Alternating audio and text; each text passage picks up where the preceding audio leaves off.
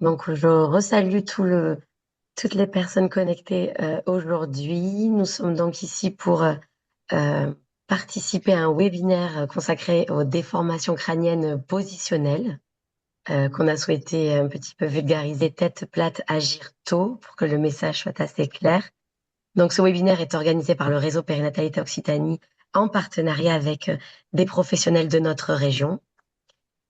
Peut-être pour passer sur les aspects un petit peu pratiques de ce webinaire que vous connaissez certainement, les micros et les caméras sont inactivés par défaut. On vous laisse la possibilité d'interagir par le chat. Donc, vous avez l'onglet chat qui est à votre disposition pour déposer vos remarques ou questions que l'on traitera à la fin des interventions. Ce webinaire est enregistré. Vous aurez donc la possibilité de pouvoir le revisionner en replay et de le recevoir. Et donc, à la fin de la session, vous verrez un questionnaire satisfaction s'ouvrira automatiquement. Et on vous remercie par avance de bien vouloir prendre ces quelques petites minutes pour laisser votre avis, puisque ça enrichit notre amélioration continue et les informations que l'on vous transmet sur le format webinaire. Donc, je me présente. Moi, c'est Marine Ortino-Bringuier. Je suis donc copilote du pôle santé périnatale au sein du réseau Périnatalité Occitanie.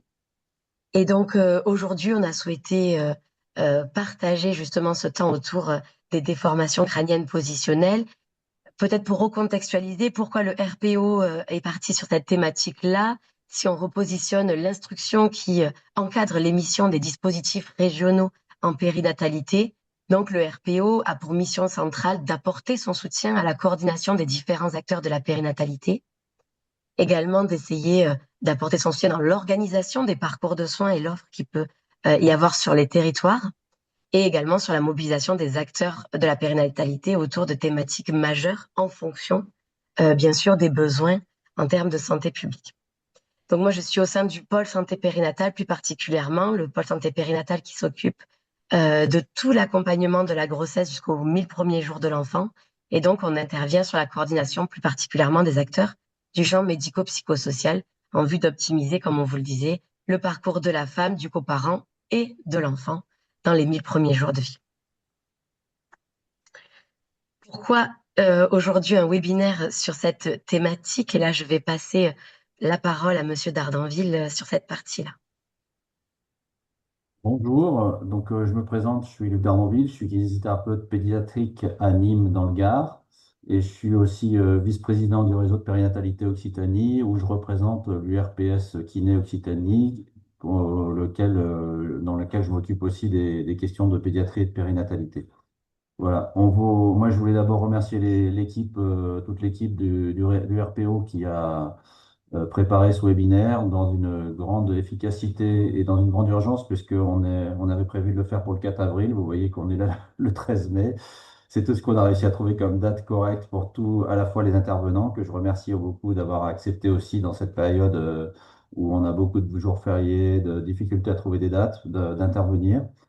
On voulait profiter de cette journée mondiale de la plagiocéphalie. Pourquoi? Pour mettre en lumière les problématiques autour des déformations crâniennes positionnelles au sein du réseau de périnatalité, d'abord, avec les enjeux neurodéveloppementaux, les enjeux orthopédiques à court et à long terme. Et tout ça dans le cadre d'une société dans laquelle sont plongés les parents, mais aussi les professionnels de santé, où dominent des influenceurs, des vendeurs de matériel de puériculture, etc. Ou des offres de soins parfois inadaptées ou inutiles. Et donc, on espère que les messages seront argumentés, précis, et puissent être présentés ensuite sur notre site comme une référence actuelle, peut-être. On verra ça dans le futur. Mais en tout cas, le but, c'est d'ouvrir cette discussion avec des gens qui sont au clair sur ces sujets-là. Puis on veut redonner aux professionnels de première ligne des informations qui sont basées bien sûr sur les recommandations HAS, qui sont très claires et précises, auxquelles ont participé plusieurs de nos intervenants. Mais se poser cette question aussi, est-ce que l'évaluation des malpositions de tête, cou, ou des malformations, ou est-elle vraiment prise en compte correctement actuellement de manière systématique? C'est une question qu'on pose en début de ce webinaire.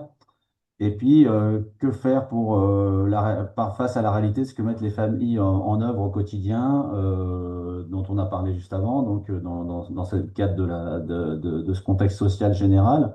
Et est-ce que ça répond vraiment aux enjeux du développement moteur et psychomoteur du nourrisson, et aux enjeux de connaissance et d'engagement des parents. Voilà, ça c'est le.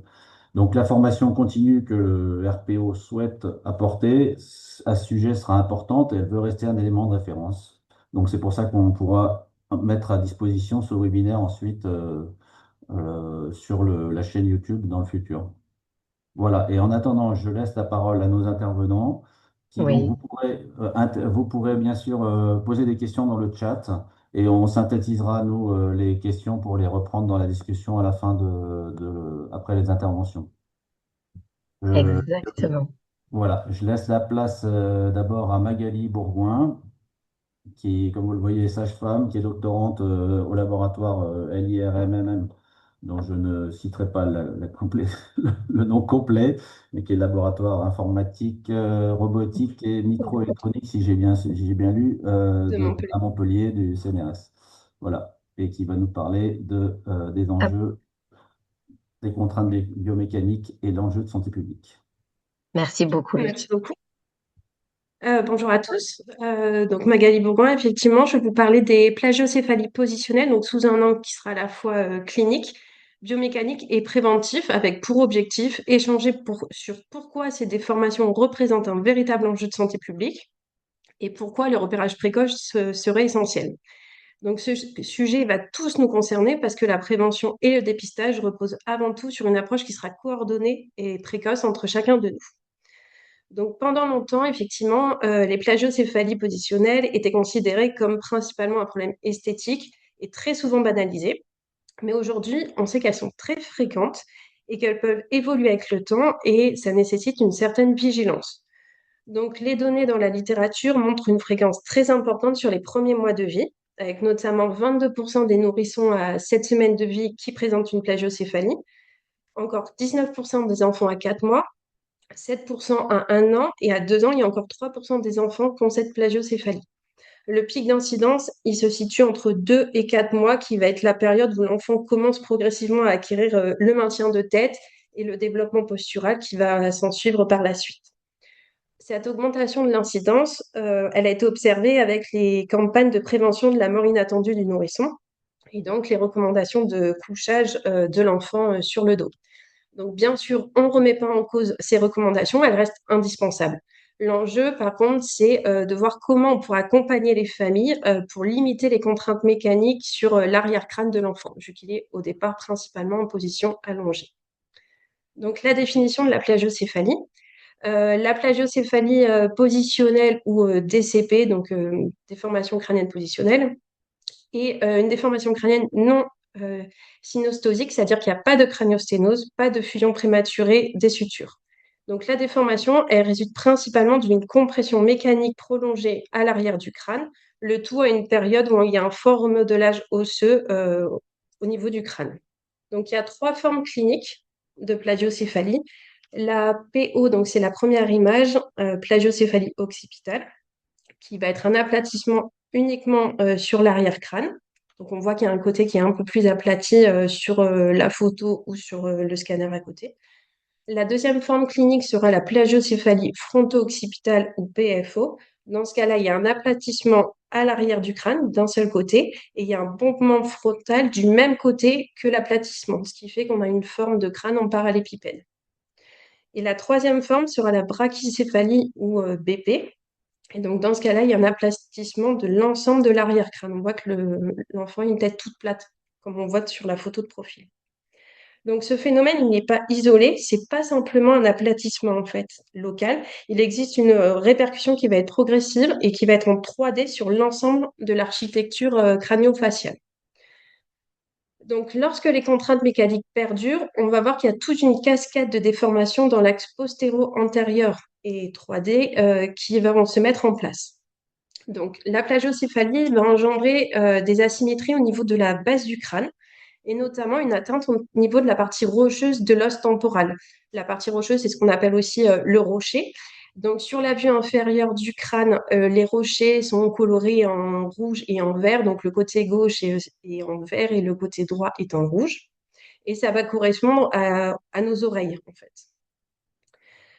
Sur ces asymétries au niveau de la base du crâne, ça va avoir ensuite des répercussions plus à l'avant au niveau et de la mandibule et du massif facial. Au niveau de la mandibule, on va voir une déviation au niveau de la pointe mandibulaire qui se voit sur la reconstruction du scanner de vue de face, où on voit bien que la mandibule est légèrement décalée. Et on va aussi avoir un décalage au niveau de l'articulation temporomandibulaire. Donc sur la vue inférieure du crâne, les deux condyles, on voit bien qu'ils sont décalés, ils sont pas sur le même axe par rapport à l'axe horizontal bleu. Donc les deux condyles sont pas au même niveau. Et en grandissant et avec l'apparition de la dentition, il y a une malocclusion dentaire qui va apparaître et tous les troubles fonctionnels qui vont en découler. Au niveau du massif facial, maintenant, va y avoir une différence au niveau de la hauteur des orbutes, des pommettes et des sourcils qui vont être plus en retrait d'un côté que de l'autre, et un décalage au niveau des oreilles, avec notamment une oreille qui sera plus basse et plus postérieure d'un côté par rapport à l'autre. Donc les causes de ces déformations, elles peuvent être multiples, mais elles ont toutes un seul point commun, ça va être la restriction de mouvement spontané du nourrisson. Donc cette restriction, elle peut être interne, par exemple en lien avec un torticolis musculaire congénital ou un torticolis postural. Dans ce cas-là, il y a une atteinte musculaire qui est une autre contrainte mécanique qui s'ajoute à celle de la compression de l'arrière-crâne. Ou alors, ça peut être des contraintes externes, comme par exemple dans le syndrome de bébé contraint. Et dans ce cas-là, il n'y a pas d'atteinte musculaire, mais c'est tout l'environnement qui va limiter les expériences motrices de l'enfant, donc entraver la liberté de mouvement. Ça va être tous les temps prolongés dans les transats, les cosy, les sièges auto, les balancelles, tous les matériels et dispositifs de maintien. Donc l'enfant passe beaucoup de temps avec des appuis fixes, toujours sur la même zone du crâne. Donc moins l'enfant bouge spontanément, plus les contraintes mécaniques vont se répéter. Mais rien n'est joué. Donc, parce que sur les 2 premières années de vie, voilà, parfait, le crâne a une croissance très rapide. À cela va s'ajouter une ossification qui va être incomplète, la présence des sutures, des fontanelles, le diploé aussi qui n'est pas mis en place au niveau de la structure de l'os. Donc, il y a une grande capacité de remodelage osseux, physiologique ou parce qu'on va l'accompagner aussi. Donc, c'est une fenêtre de vulnérabilité car il y a une grande facilité de déformation, mais c'est aussi une période d'opportunité thérapeutique où on va pouvoir agir.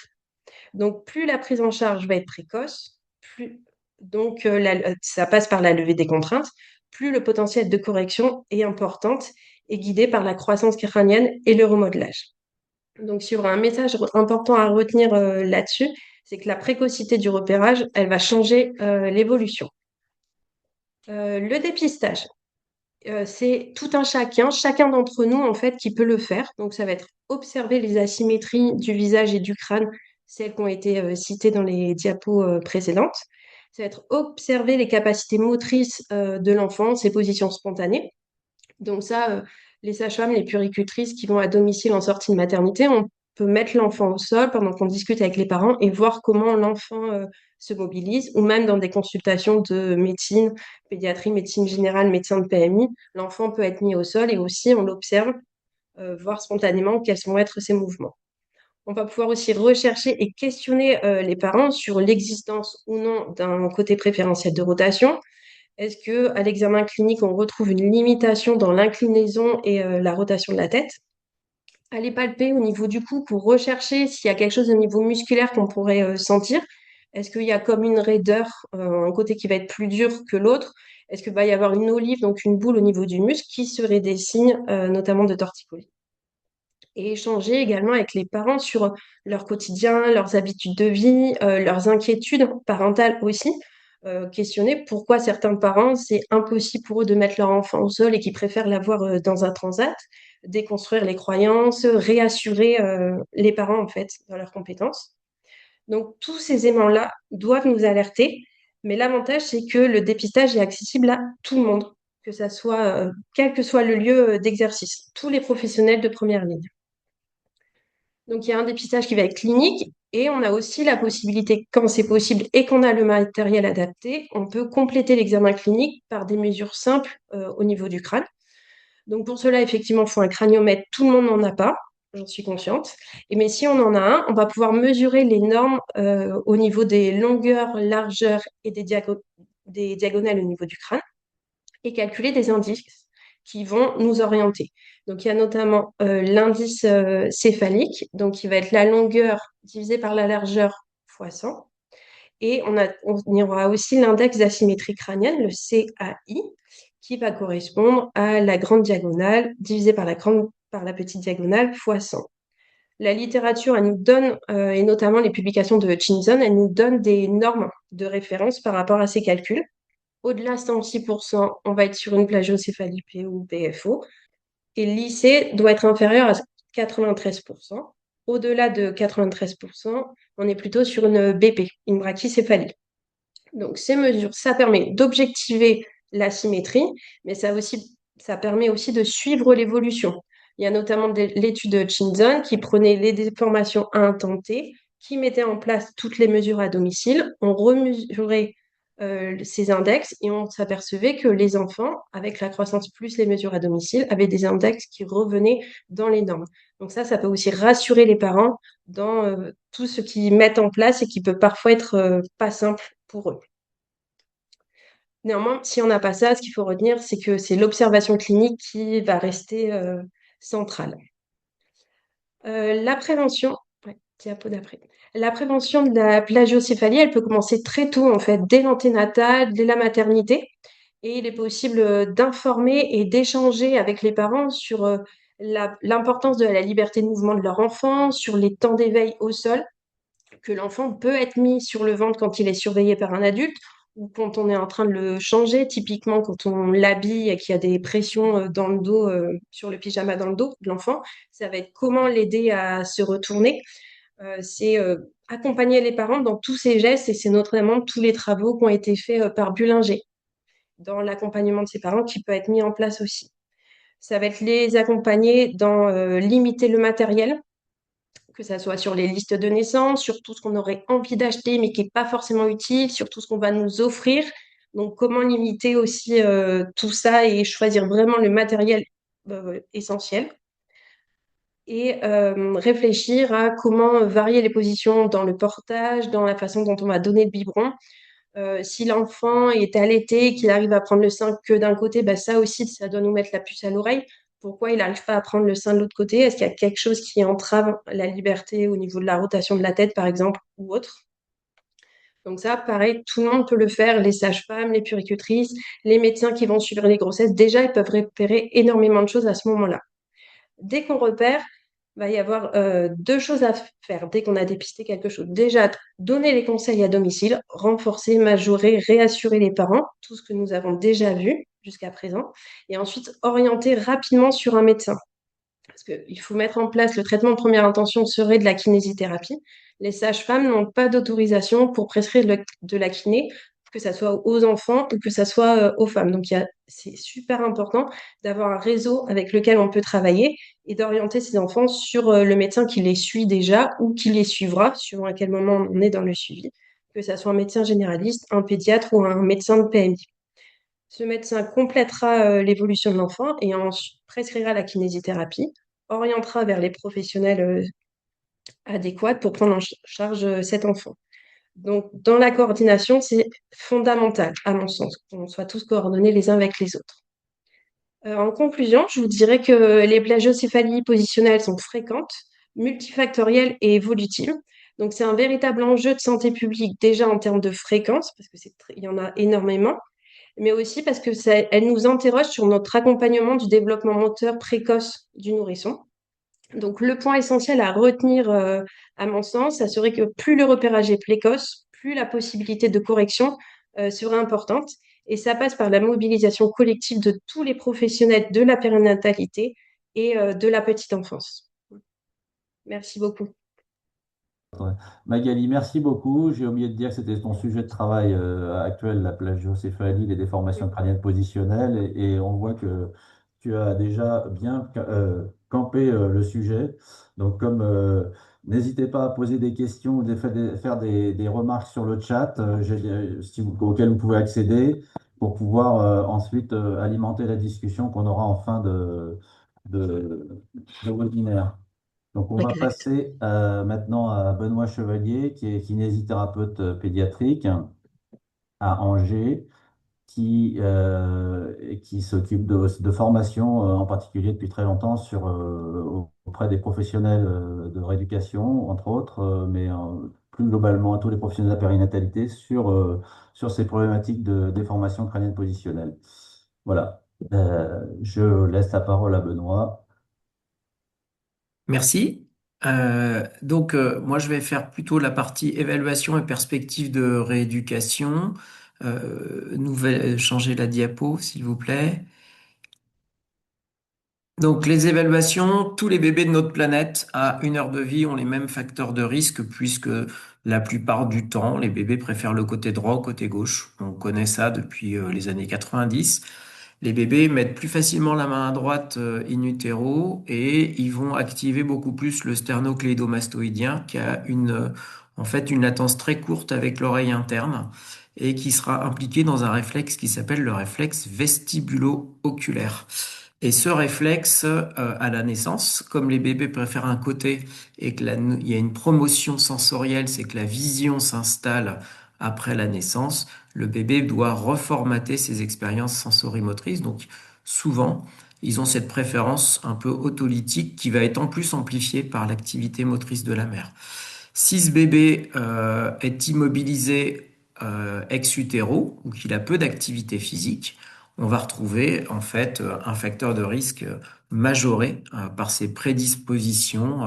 En particulier, ça a été montré dans les années 90 que au moment où on a sorti les sièges auto en 94 avec des nouvelles normes européennes, on a eu une explosion du nombre de plagios qui était surtout corrélé en fait avec le matériel de puériculture.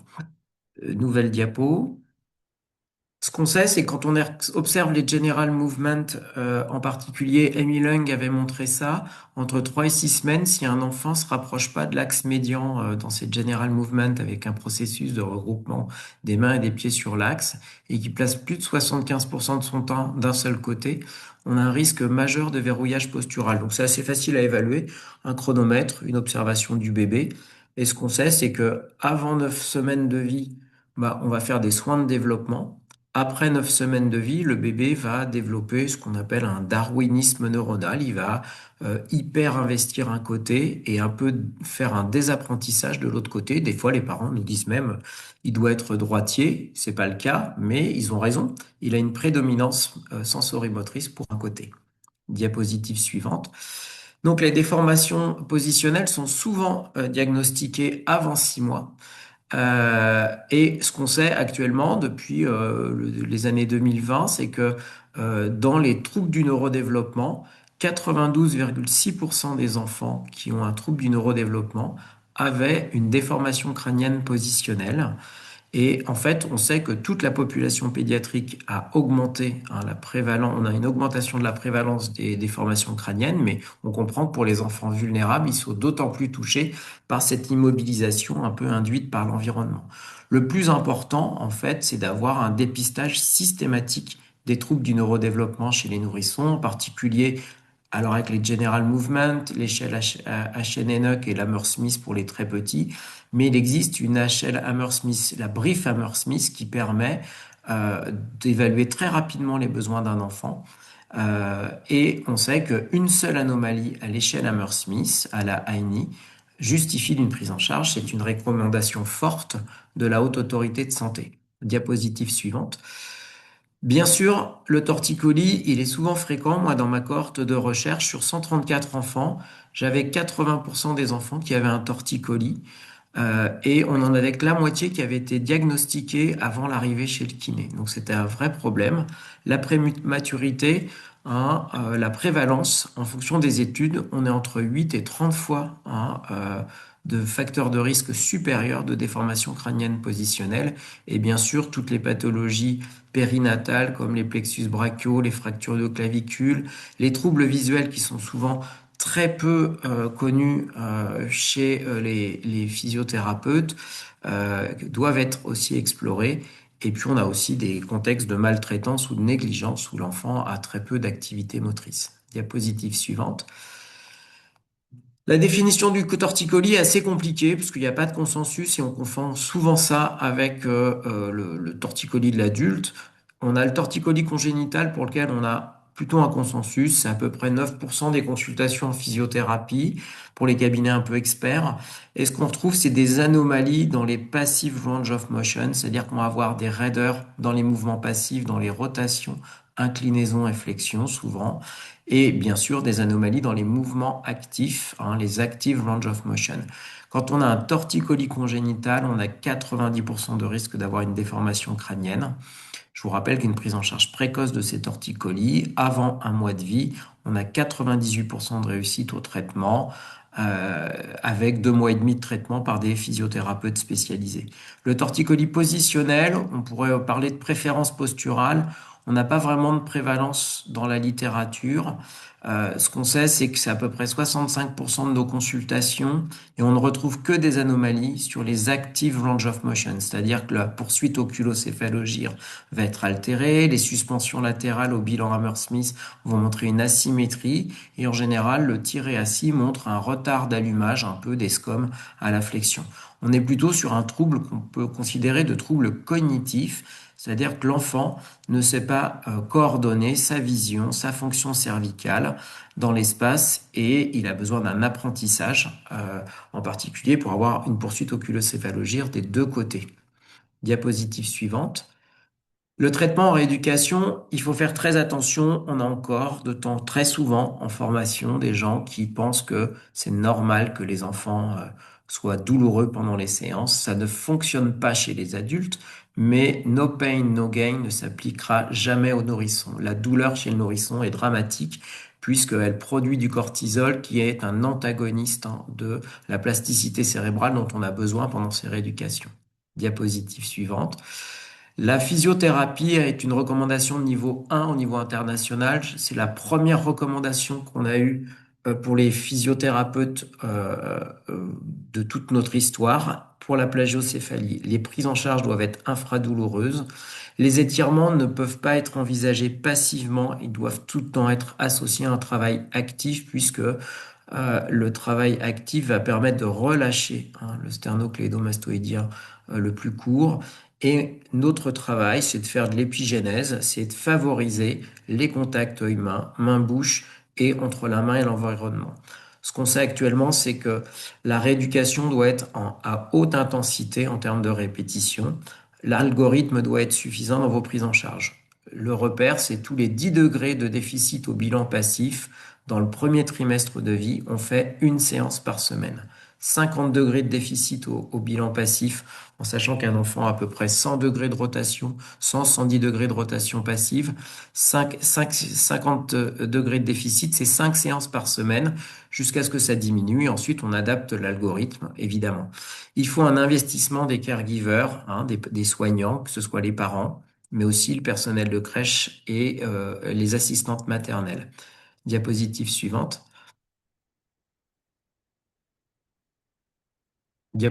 Merci. Les contre-indications et les effets non prouvés, les massages sont une perte de temps absolue dans les prises en charge. Clairement, on n'a aucune donnée et en plus, c'est même souvent une contre-indication. Il est décrit des fois des torticolis qui seraient proches d'un syndrome de Loge. Pareil, de traumatisme du muscle au niveau obstétrical, ce qui ne justifie aucun massage. Tout ce qui est posture et immobilisation ont montré qu'il y avait un retard d'acquisition de la mobilité et on a beaucoup de parents qui vont mettre des cales dans le lit du bébé, par exemple, ce qui ne permet pas de respecter non plus les recommandations de couchage et qui n'ont jamais montré de niveau de preuve sur les torticolis et les plagios, par contre, qui ont montré un fort niveau de preuve sur les facteurs de risque d'augmentation de la mort inopinée du nourrisson. L'ostéopathie, la thérapie manuelle est montrée pour le moment sans efficacité dans la littérature. Je dis bien pour le moment parce qu'on n'a pas forcément de données probantes. Cependant, ce sont des acteurs de première intention qui sont capables de poser des diagnostics différentiels et de donner des conseils positionnels précoces avec toujours la même règle. L'enfant ne doit pas avoir de douleur dans les prises en charge. Diapositive suivante. L'éducation des familles, c'est un enjeu majeur. Cependant, si on regarde dans la littérature, en 2023, il y a une méta-analyse qui a été faite sur les facteurs influençant la décision des parents en stratégie de prévention. Il n'y a que 15 études sur les 1172 qui ont été recueillies qui étudiaient l'implication des parents. Et le drame absolu pour nos familles, c'est l'ambiguïté et l'incohérence des messages. C'est-à-dire le thérapeute qui va remettre en question le travail de l'orthopédiste, du kinésithérapeute. Et ça, pour les parents, c'est un vrai drame parce qu'il n'y aura pas d'adhésion au traitement.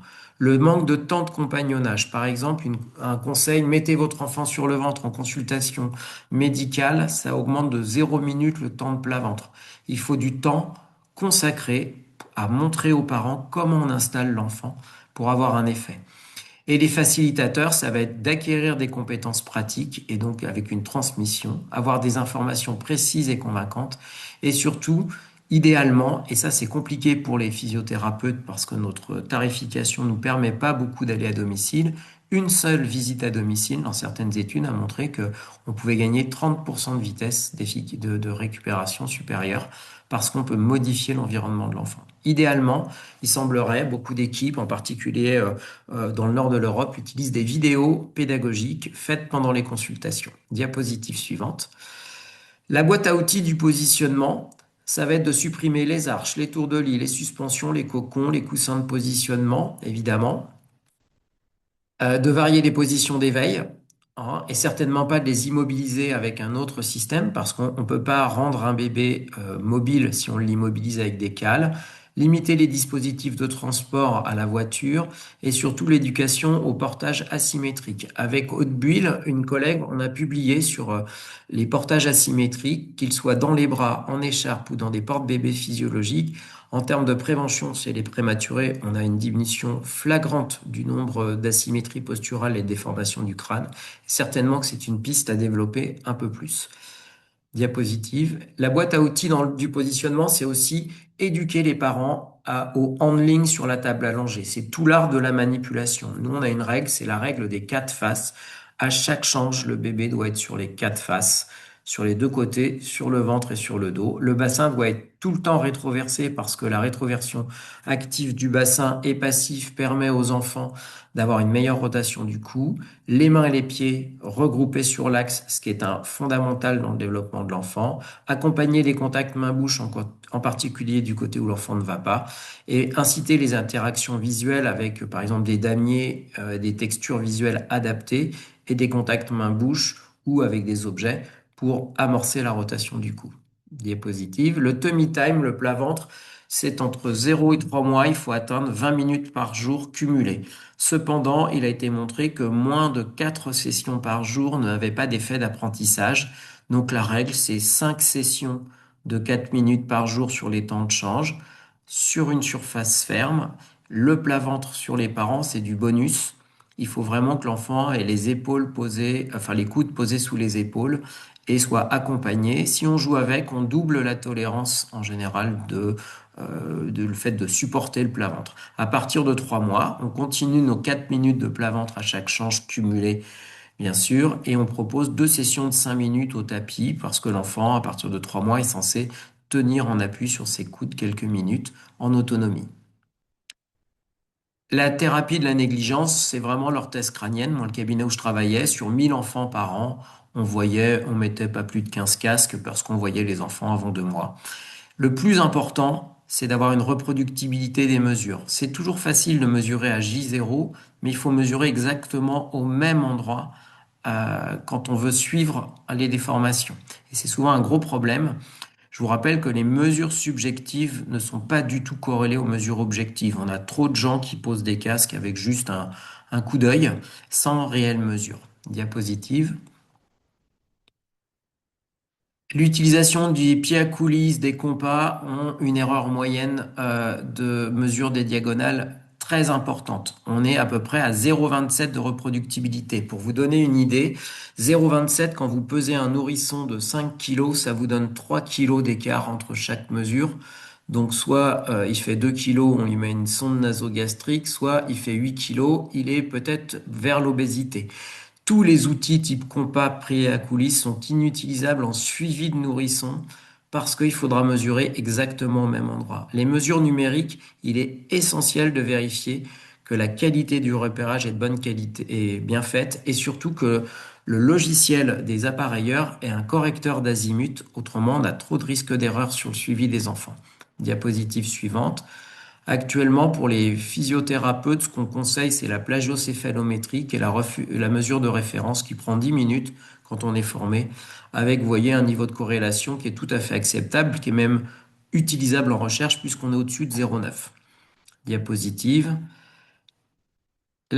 L'orthèse crânienne, c'est une recommandation de niveau 2. On a souvent des gens qui sont un peu opposés au casque. Je vous rappelle que le corset dans les scolioses n'a pas de recommandation puisque on peut pas faire des études en double aveugle.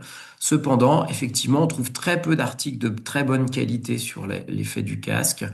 Mais moi, je considère que c'est une thérapie de perte de chance. C'est que c'est des enfants qui arrivent trop tard avec des déformations très sévères. On peut appareiller, hein, au regard de la littérature, à partir de 5 mois et demi, jamais après 10 mois, il n'y a aucun effet. Ça doit rester exceptionnel. Et la durée d'utilisation, elle est entre 3 et 4 mois avec un port du casque entre 22 heures, autour de 22 heures sur 24. L'orthèse crânienne est efficace si elle est associée à une rééducation intensive, évidemment. Conclusion. À quand un acte de prévention? Moi qui étais expert à la Haute Autorité de Santé, en fait, on a posé un cadre et puis on se rend compte que globalement, on n'a pas d'acte de prévention. Et ça, c'est tout à fait dommage. Le plus important, c'est que votre bilan initial soit de qualité. Si vous vous formez à la prise en charge de ce genre de pathologie, vous devez être capable de faire un diagnostic différentiel avec l'hémiplégie infantile, avec l'hypotonie. Il faut que les mesures soient de bonne qualité et vous devez régulièrement mesurer les amplitudes de vos torticolis. Actuellement, on est dans une approche bayésienne de la rééducation, c'est-à-dire que notre bébé est un statisticien.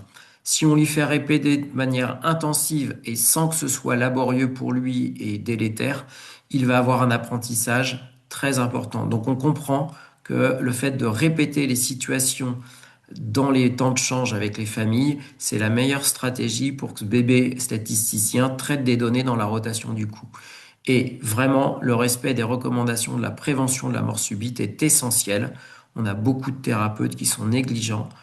Je vous rappelle qu'on est passé quasiment de 3000 morts par an à peu près 230, 250 et que trop d'enfants meurent encore à cause de professionnels qui sont négligents sur la rigueur du couchage des bébés. Je vous remercie de votre attention. Merci beaucoup, Benoît, pour cette intervention très complète sur la partie rééducation euh, et qui, je pense, pourra effectivement œuvrer pour faire comprendre tout l'intérêt de déclencher une rééducation précoce sur une bonne indication, avec un bilan de base qui soit bien, bien construit et bien fait. Et je vais passer maintenant la parole au professeur Captier. Moi, c'est le professeur à qui j'adresse les enfants quand j'ai des difficultés sur des prises en charge, des prises en soins, parce que je suis sur Nîmes et il est à Montpellier. Et donc, il nous a semblé important que tous les aspects soient abordés pour qu'on puisse avoir une vision globale de ce que c'était une prise en charge des formations crâniennes positionnelles. Je vous laisse la parole, professeur Captain. Merci, j'espère que tout le monde entend bien. Donc, Ouais. on va peut-être, sur cette diapositive, alors peut-être avant de commencer, ce qui est important, c'est on essaye toujours dans les consultations de mener les choses en 3 temps, en sachant qu'il y a à peu près 3 grands motifs de consultation, souvent en seconde intention, puisque les déformations sont déjà malheureusement présentes. Premièrement, est-ce qu'on est dans le cadre d'une crâniosynostoose? Donc là, j'en parlerai pas, mais la plupart du temps, le diagnostic est fait précocement, donc là, c'est éliminé. La deuxième chose qui nous est demandée, c'est comment ça va évoluer. Alors là, on n'est pas cartomancienne, mais on a quand même des outils de dynamique et on sait que ça va s'améliorer. Est-ce que ça va rentrer dans la norme? C'est souvent la question qui est posée. Et le troisième motif, c'est est-ce qu'il faudra un casque ou pas? Donc, on fait ce raisonnement clinique en 3 temps. Premièrement, on diagnostique la déformation. Deuxièmement, on évalue la sévérité. Et troisièmement, on va proposer des traitements adaptés. Donc, c'est toujours en 3 temps, vous verrez, c'est assez facile. Alors, premier temps, est-ce qu'on a une déformation de type, comme ça a été rappelé, plagiocéphalie fronto-occipitale? C'est celles qui sont plus associées aux asymétries faciales et aux torticolis, et ce sont ceux-ci qu'il faut vraiment dépister parce que ce sont ces enfants-là qui peuvent ensuite développer à long terme des asymétries faciales et des troubles éventuellement maxillofaciaux. Ça représente dans ce type de déformation à peu près 30% des enfants. Le deuxième cas de figure, ce sont des plagiocéphalies occipitales. Le fait important, c'est qu'il n'y a pas d'asymétrie ou quasiment pas d'asymétrie faciale et pas de répercussions esthétiques ou fonctionnelles dans le futur. Donc, c'est-à-dire que ces enfants-là ont un suivi qui est beaucoup plus léger, qui pourra être arrêté précocement et on pourra rassurer les enfants. Troisième cas de figure, ce sont les brachycéphalies qui ne sont pas réellement des plagiocéphalies puisque il n'y a pas d'asymétrie. Alors, il peut y avoir parfois des combinaisons un petit peu de ces deux déformations. La brachycéphalie est quelque chose de quasi normal, notamment en Asie, par exemple. Donc, aussi, on va rassurer les parents. Diapositive suivante. Donc, une fois qu'on a fait ces 3 étapes, on va essayer de quantifier les choses. La première chose, c'est le périmètre crânien. Tout le monde connaît, mètre ruban. On va regarder où on se situe dans la vitesse de croissance, puisque c'est ça qui va être très important. La croissance est très rapide les premiers mois, où va souvent s'impacter la déformation. Et puis ensuite, il y a un ralentissement de cette vitesse de croissance. Et du coup, le remodelage crânien va être beaucoup plus lent et beaucoup plus long. Donc, c'est important de savoir à quel moment de l'histoire on se situe. Deuxième mesure, alors on peut faire au pied à coulisses qui marche très bien et les comparaisons entre les mesures scanométriques et mesures à pied à coulisses, en général, il y a 1 millimètre de différence, en sachant que l'avantage du pied à coulisses, c'est qu'on mesure directement l'os, donc au contact osseux, avec des repères tout à fait superposables. À l'inverse de ce que dit Benoît, je pense que c'est tout à fait robuste comme type d'outil. Première chose, c'est l'index crânien. L'index crânien, il va nous permettre de répondre à une question, c'est est-ce qu'on est dans le cadre d'une brachycéphalie qui aide beaucoup les gens ou d'une dolichocéphalie, souvent qui est un petit peu plus passée inaperçue, qui se voit chez le prématuré, qui peut faire suspecter éventuellement des scaphocéphalies, mais il y a beaucoup moins d'inquiétude. Le côté brachycéphale, c'est ce côté d'écrasement, de raccourcissement qui fait que les inquiétudes sont majeures parce que les gens imaginent que le cerveau est comprimé à l'intérieur de cette boîte crânienne. Dernière mesure, donc 3 mesures, c'est les diagonales. Alors, encore une fois, on prend des mesures assez simples. On prend les repères anatomiques qui sont la bosse frontale de chaque côté, qui est bien repérable, et puis la bosse occipitale également au niveau postérieur. Et là, on va faire le rapport de l'un sur l'autre en prenant la grande diagonale sur la petite, et on a un pourcentage de dissymétrie. Et en fonction de l'examen clinique facial, plus exactement fronto-facial, on va déterminer si on est dans une cadre de fronto-occipital qui va nécessiter un suivi un peu plus long ou simplement d'un problème postérieur qui va passer inaperçu dans les années qui viennent. Diapositive suivante.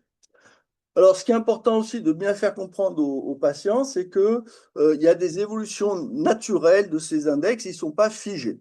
Comme le périmètre crânien continue à grandir, heureusement, l'index crânien va évoluer au fur et à mesure du temps. Vous voyez que les 3 premiers mois, vous avez depuis la naissance jusqu'à environ 3-4 mois, qui est la phase en fait d'apparition souvent de ces déformations, on a une aggravation naturelle de l'index crânien qui est valable chez tous les bébés du monde, du moment qu'ils dorment sur le dos. Et puis, au fur et à mesure de cette croissance, on va avoir une amélioration de cette brachycéphalie qui va se faire, vous voyez, vers l'âge de 2-3 ans. Et si on regarde même jusqu'à l'adolescence et donc à l'âge adulte, ce remodelage postérieur va se normaliser et le crâne va s'allonger et voire même, vous voyez, s'améliorer par rapport au départ. Donc la brachycéphalie, c'est quelque chose qu'on peut, entre guillemets, négliger parce qu'on sait que naturellement, ça va disparaître et s'améliorer. Diapo suivante. Le deuxième chose, c'est l'évolution de l'asymétrie. Cette asymétrie, j'ai repris cette étude de Chinson qui, en fait, qui combine de façon astucieuse des mesures ici d'index crânien et ici des mesures d'asymétrie. Et elle va pouvoir regarder comment le crâne de l'enfant va évoluer dans ces 2 composantes. Raccourcissement, oui, non. Asymétrie, oui, non. Si on regarde ensuite la courbe des âges, vous voyez que dans sa cohorte, l'asymétrie va être assez notable, vous voyez, dans les premières semaines, et puis il y a une certaine amélioration qui va se faire jusqu'à l'âge à peu près de 2 ans, voire plus tard. Les brachycéphalies, ça reproduit ce que je vous ai montré, c'est-à-dire qu'il y a une aggravation qui va se faire dans les premiers mois jusqu'à 4 mois, vous voyez, c'est ce pic ici d'apparition, puis une amélioration également qui va se poursuivre jusqu'à l'âge de 2 ans, voire plus, bien sûr, dans l'étude, ça s'arrête à 2 ans. Donc, ce qui fait que quand on combine les deux, vous avez ici des enfants qui sont brachycéphales, ici, vous avez des enfants qui sont plagiocéphales, et avec la croissance naturelle, sans casse, sans effet particulier, vous avez une normalisation de ces enfants qui vont rentrer dans des normes classiques, c'est-à-dire en dessous aux alentours de 3-4% d'asymétrie et un index crânien également qui va se normaliser. Diapo suivante. Alors, elle a poursuivi ses études à l'âge de 3-4 ans.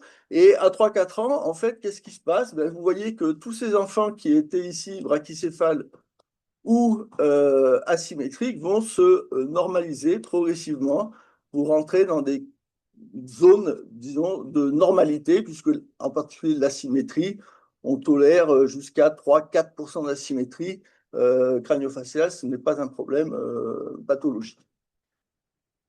Parallèlement, elle avait fait une étude sur le neurodéveloppement, alors c'est pas terminé, pardon, qui montre aussi qu'il y a une tendance à une normalisation totale chez ces enfants. Donc aussi, c'est assez rassurant. Et nous, on avait fait une étude avec les ASQ à 24 mois qui avait montré aussi pas de différence avec des enfants, disons, sans déformation crânienne positionnelle. Diapo suivante. Donc, 3 diagnostics possibles, 3 mesures à faire, et ensuite, on va proposer 3 axes de traitement. Le premier, alors, je ne parle pas de la prévention primaire, mais je l'ai rappelé ici parce que c'est essentiel. Comme le dit les orateurs précédents, la déformation crânienne positionnelle est finalement une anomalie de prise en charge précoce, et on ne devrait pas le voir finalement. Donc, il faut bien sûr favoriser la motricité libre. C'était les travaux qu'on avait fait avec Ariane Cavalier à l'époque, alterner les positions, la découverte supervisée du plat-ventre, comme l'a expliqué Benoît de façon très précise, c'est très très important. Lorsqu'on voit un enfant qui a une déformation crânienne positionnelle, on arrive après la bataille. Donc, qu'est-ce qu'il faut faire? La kiné. La kiné, l'objectif, c'est pas de remettre la tête droite, c'est de favoriser la motricité de l'enfant. Le crâne, malheureusement, il est rigide et on ne peut pas le corriger sans faire de chirurgie. Deuxièmement, l'appositionnement actif et troisièmement, le casque. Donc, diapo suivante. Alors, la kinésithérapie, je ne vais pas m'étendre, mais je montre cette étude qui est très intéressante, c'est-à-dire que quel est l'impact de la kinésithérapie sur les index. Sur l'index crânien, il n'y a quasiment pas d'effets qui ont été en tout cas montrés dans cette cohorte sur des suivis de 0 à 5 ans. Par contre, on voit qu'ici, la kinésithérapie précoce permet de diminuer la gravité de l'asymétrie crânienne dans les mois de développement. Là, on est entre 5 mois et 18 mois. Donc oui, c'est très important parce que c'est une phase de croissance rapide encore du cerveau et d'activer la motricité de l'enfant va permettre d'accélérer cette récupération. Malheureusement, en fait, quand on regarde à long terme, c'est-à-dire à 5 ans, finalement, cette intervention précoce, on ne retrouve pas réellement de bénéfices à distance parce que finalement, c'est l'histoire naturelle de la croissance cérébrale et de remodelage crânien qui, malheureusement, nous échappe. Diapo suivante. Donc, ça veut dire quand même qu'il faut de la kiné. Hein. Je n'ai pas dit qu'il ne fallait pas en faire, attention. Deuxièmement, positionnement actif. Alors, j'adore ce petit truc parce que ça date de 1931. Donc, c'est Dr. Green qui avait démontré que les enfants, comme ça a été dit, ont un côté préféré à droite, dans le berceau.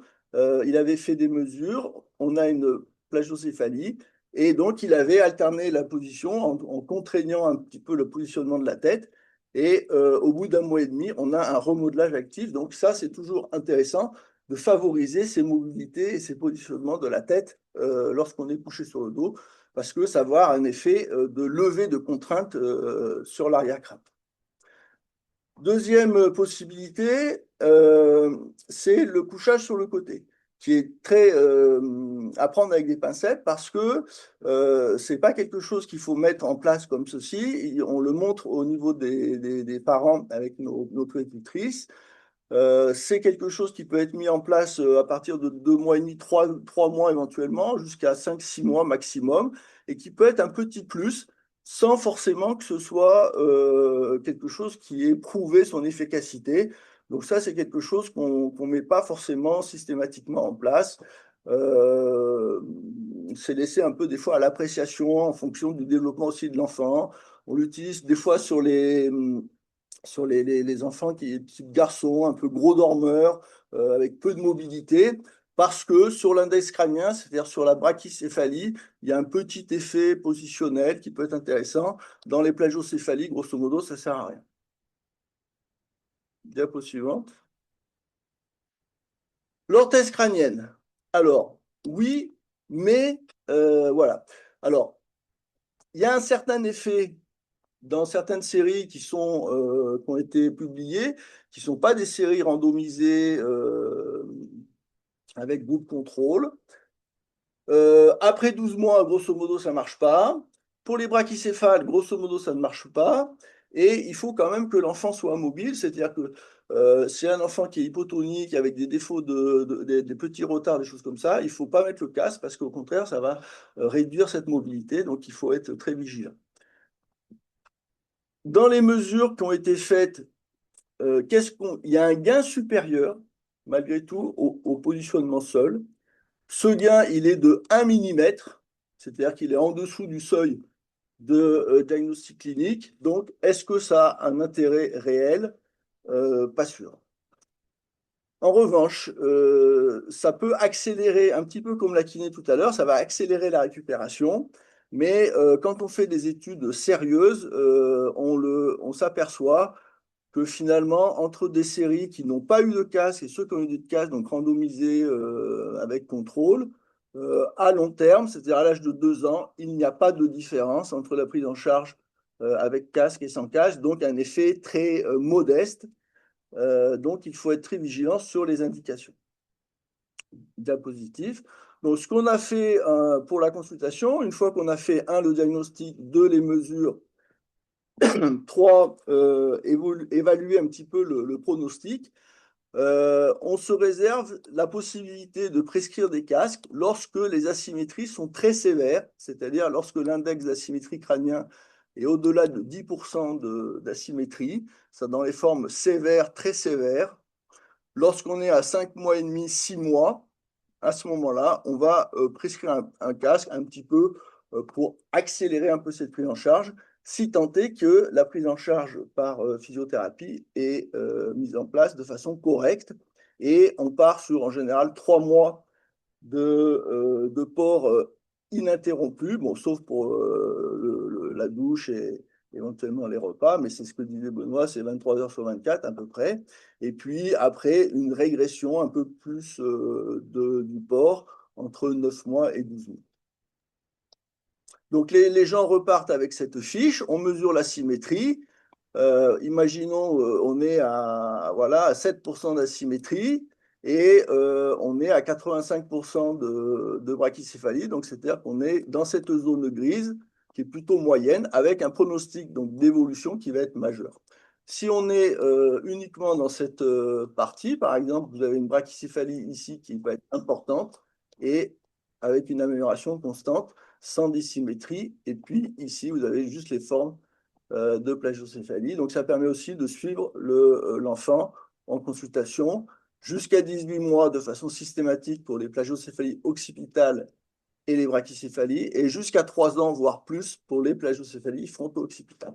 Le problème, c'est surtout de dépister les formes sévères, hein, vous l'avez compris, le torticolone musculaire qui est l'ennemi numéro 1 à dépister précocement, et puis les déformations congénitales liées au bébé moulé, c'est-à-dire qui sont déjà présentes aussi à la naissance. D'accord. Merci Alors, beaucoup. je vous remercie. Je vais essayer de faire une synthèse un petit peu des échanges qu'il y a eu dans le chat et puis vous poser différentes questions à chacun de vous. Je pense on a des. Si je devais commencer et par synthétiser ma propre pensée en vous écoutant tous les trois, c'est que on a à la fois un enjeu de parcours de soins pour les bébés les plus sévèrement touchés sur le plan orthopédique, qui ont des besoins de finir chez Monsieur Captier. Puis on a un enjeu de parcours de soins pour des enfants qui ont un manque de stimulation, peut-être parce qu'il y aurait un défaut de stimulation motrice. Et puis on a un autre enjeu, donc un autre enjeu de parcours de soins pour des enfants qui ont une fragilité avec un trouble du neurodéveloppement qui va se développer et dont les atteintes motrices vont être la première révélateur, ou les difficultés motrices plutôt que des atteintes motrices. Et donc, tout ça fait qu'on n'est pas forcément au même endroit. Et c'est pour ça, c'était l'intérêt de ce webinaire de souligner avec une sage-femme, un kiné et un chirurgien. C'était pour nous de montrer que selon l'endroit où on se trouve, on a différents objectifs, mais on a tous besoin de repérer différentes choses. Voilà, donc je pense, par exemple, on a le docteur Jean-Claude Sommet, pédiatre au réseau de périnatalité, qui nous souligne bien que les plagiocéphalies sont très souvent présentes chez des nourrissons prématurés, donc des nouveau-nés vulnérables, qui ont déjà des facteurs de risque de troubles du neurodéveloppement futur qui sont importants.